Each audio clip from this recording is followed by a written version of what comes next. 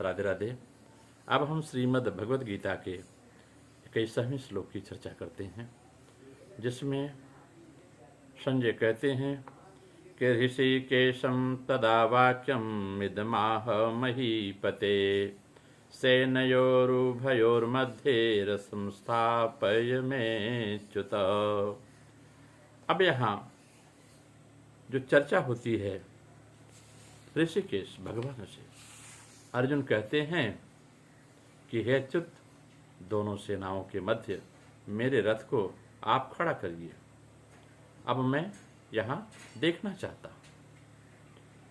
तो यहाँ जो अच्युत सेना के संस्थापक की बात हो रही है, यहाँ प्रवृत्ति पक्ष भी है, निवृत्ति पक्ष भी है। जब व्यक्ति गुरु के सानिध्य में जाता है, जाने के बाद विचार करता है कि अब मुझे क्या करना चाहिए, तो दुष्प्रवृत्तियां और अच्छी वृत्तियां दोनों व्यक्ति के सामने होती है। उसी के मध्य में गुरु से निर्देश प्राप्त करता है, गुरुदेव मुझे बताइए। यहाँ चर्चा इसका भाव यह है कि अच्युत सेनायोरुभयोर मध्य रथम स्थापय, कि प्रभु मेरा रथ दोनों सेनाओं के मध्य स्थापित करिए। कहते हैं यह जो है बड़ी चर्चा है। दोनों सेनाएं जहां युद्ध करने के लिए आमने सामने खड़ी हुई हैं, यहाँ पर सेनयोरुभयोर मध्य पद गीता में 3 बार आया है। इसी अध्याय के 24वें श्लोक में, यह पहले 21वें श्लोक में है, फिर दूसरा आया है इसी अध्याय के 24वें श्लोक में, और फिर दूसरे अध्याय के 10वें श्लोक में। 3 बार आने का तात्पर्य है कि पहले अर्जुन सूरवीरता के साथ अपने रथ को दोनों सेनाओं के बीच खड़ा करने की आज्ञा देते हैं। फिर जो 21वां श्लोक हुआ, फिर 24वें श्लोक में भगवान दोनों सेनाओं के बीच रथ को खड़ा करके कुरुवंशियों को देखने के लिए कहते हैं। अंत में दोनों सेनाओं के बीच में ही विषादमग्न अर्जुन को गीता का उपदेश देते हैं। यह दूसरे अध्याय का 10वां श्लोक है।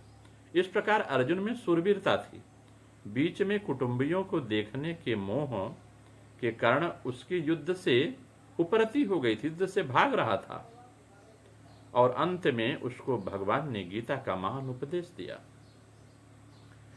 फिर उनका मोह दूर हुआ। इससे यह भाव निकलता है कि मनुष्य जहां कहीं और जिस भी परिस्थिति में स्थित है, वहीं रहकर वह प्राप्त परिस्थितियों का सदुपयोग करके निष्काम हो सकता है, और वही उसको परमात्मा की प्राप्ति हो सकती है। कारण कि परमात्मा संपूर्ण परिस्थितियों में सदा एक रूप रहते हैं। दोनों सेनाओं के बीच रथ कब तक खड़ा करें, इस पर अर्जुन कहते हैं कि युद्ध की इच्छा को लेकर कौरव सेना में आए हुए सेना सहित जितने भी बड़े बड़े राजा लोग खड़े हैं, क्यों न मैं उनको देख लूं। अब तक आप रथ पर वहीं खड़ा रखिए। इस युद्ध के उद्योग से मुझे किन किन के साथ युद्ध करना है, कौन कौन मेरे समान बल वाले हैं, कौन मेरे से कम बल वाले हैं, और कौन मेरे से अधिक बल वाले हैं, इन सबको जरा देख लो। इस प्रकार का भाव अर्जुन का पैदा होता है। अब दोनों सेनाओं के मध्य में खड़ा का मतलब है अच्युत, माने होता है भगवान। हे प्रभु मैं अच्युत, मुझे खड़ा करिए। तो जो अपने स्वभाव से कभी अस्खलित नहीं होते, बदलते नहीं हैं, उसे अच्युत कहते हैं। जिस स्थान से जीव की पुनरावृत्ति नहीं होती है, वही चरम पद है, वही अच्युत है, वही मुक्ति है, यही कूटस्थ है। जो आज्ञा चक्र के सामने ये कूटस्थ है, यही है। यही इस देह रथ का सारथी है। जो आत्मा का निवास स्थान यहाँ है, यही इस देह रथ, पूरी देह का सारथी है। जगत में जो कुछ होता है सब आत्मा की शक्ति से होता है, फिर भी वह निर्विकार है। इस देह रथ के सारथी हमारे सारे उत्पातों को सहते हैं।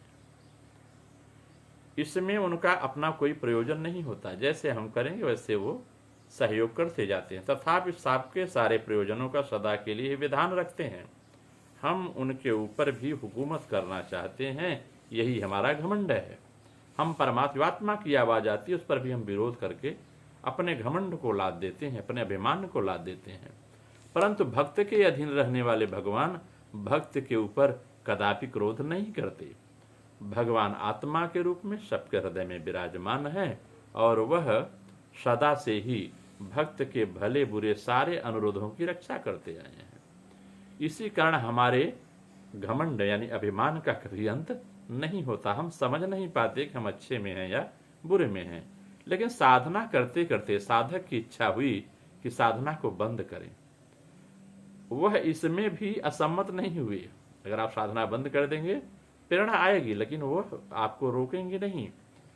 जीव का मन इतना संदिग्ध है कि साधना करते करते साधक को कुछ अनुभूत होने लगी।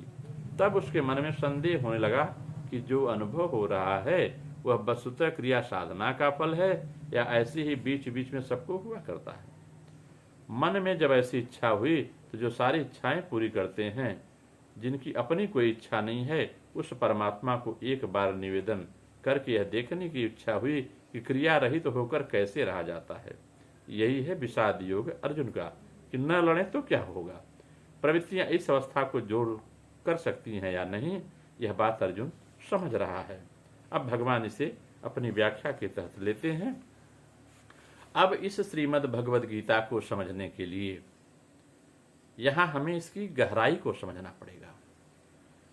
क्योंकि श्रद्धा युक्त होकर शास्त्रों का अध्ययन करने से ही शास्त्रीय विषय समझ में आते हैं। जब तक श्रद्धा युक्त होकर नहीं समझेंगे तब तक ये विषय समझ में नहीं आते। और श्रद्धा के बिना शास्त्र के अभिप्राय को समझने पर भी पाठक का कुछ विशेष उपकार नहीं होता।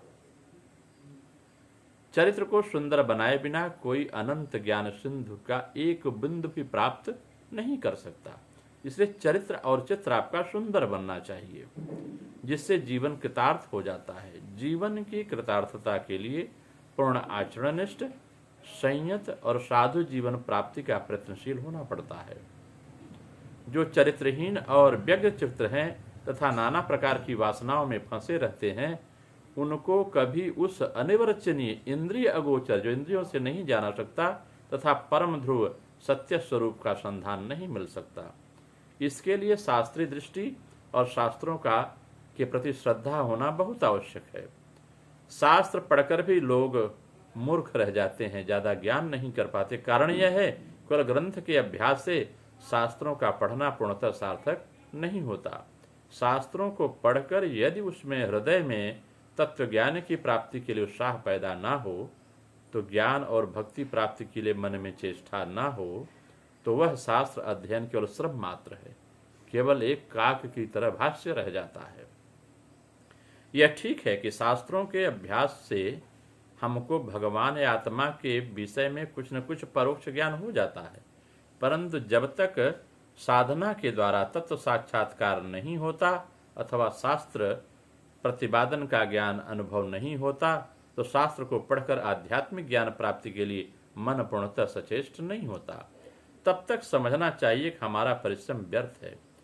यदि प्राकृतिक सत्य ज्ञान का उदय नहीं होता, तथा आप प्रकृति से नहीं जुड़ती, प्रकृति की भावनाओं का आदर नहीं करते, तब तक शास्त्रीय ज्ञान केवल अभिमान ही बढ़ाता है और यथार्थ में शांति नहीं मिल पाती है।